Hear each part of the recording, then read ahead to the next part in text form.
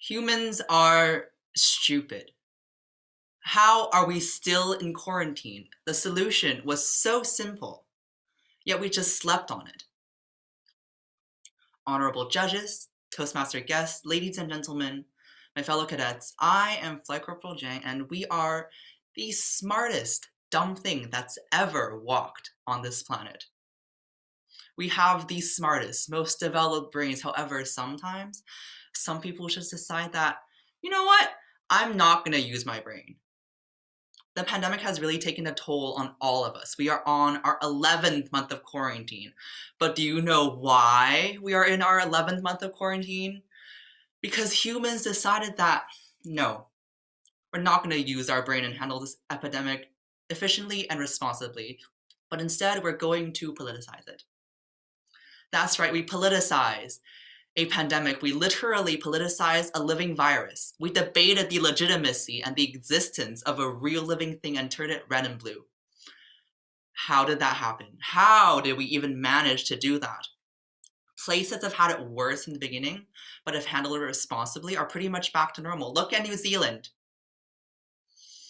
But here we are, rocking our 11th month of quarantine, with numbers still rising and half the population still believing that it's a political statement rather than a literal one.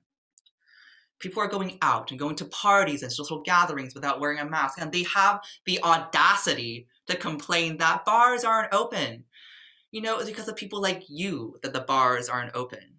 I never knew humans could be so mentally incompetent until this pandemic. Like, we did have a year-long heated debate on whether a dress was blue and black and gold and white, and we made a meme out of a world war.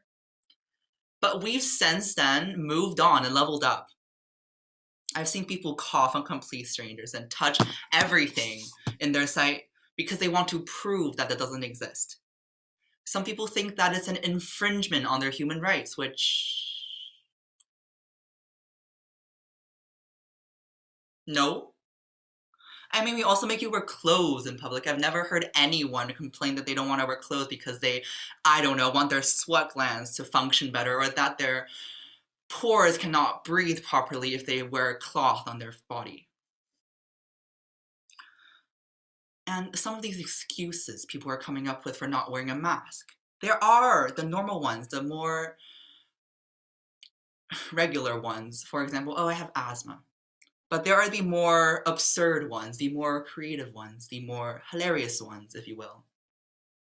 I've seen a person refuse to wear a mask because it, and I quote, smells bad. Oh, I wonder what's making it smell bad. Definitely not us.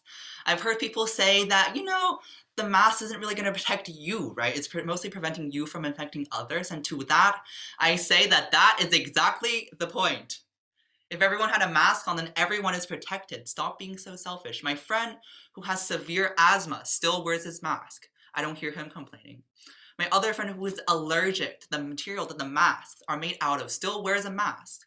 She gets these huge, painful, bloody patches all over her face because of the mask, but she still wears it because she's a decent human being. She isn't merely dealing with a slight inconvenience of discomfort that, oh, I can't breathe the same comfort level that I would if I didn't have a mask on. No, she is dealing with blood. And if she can wear a mask, I think you can too. And even when people have a mask on, it's not on properly. We've all seen these people. You have, you know, the chin guard, the under the nose, the ear dangly. Like, if you wanted to wear a big dangly earring on one ear, you could have just worn a big dangly earring on one ear. It's a fashion statement. I'm not judging.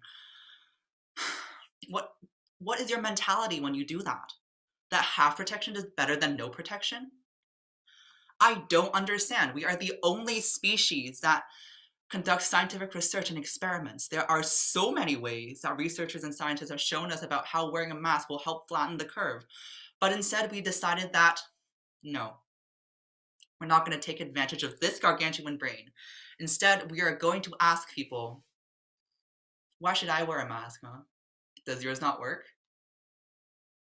Well, buddy, why can't I total your car? Does your airbags not work? The pandemic has really taken a toll on all of us, and it could have blown over months ago. But instead, we decide to spend our time too busy pretending that it doesn't exist and blaming China. The COVID-19 pandemic has taught me a lot. It taught me how fragile my will to live is. It taught me how much I procrastinate. It taught me how irresponsible my teachers are with online class.